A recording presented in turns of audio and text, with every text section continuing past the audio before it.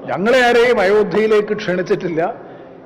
എനിക്കറിയില്ല ആരെയൊക്കെയാണ് ക്ഷണിച്ചിട്ടുള്ളത് എന്നറിയില്ല. ഇതേവരെ ക്ഷണിച്ചിട്ടില്ല. ഇനി ക്ഷണമുണ്ടാകുമോ എന്നതിനെ സംബന്ധിച്ച് ഇല്ല. ഇത് ഞങ്ങളെ സംബന്ധിച്ചിടത്തോളം വളരെ വ്യക്തമായി കൃത്യമായി ഇതിനകം തന്നെ സൂചിപ്പിച്ചു കഴിഞ്ഞിട്ടുണ്ട്. കാരണം ഇത് ഒരു വിവാദമാക്കി മാറ്റുക എന്നുള്ളത് BJP മുന്നോട്ട് വെച്ചിട്ടുള്ളൊരു ട്രാപ്പാണ്.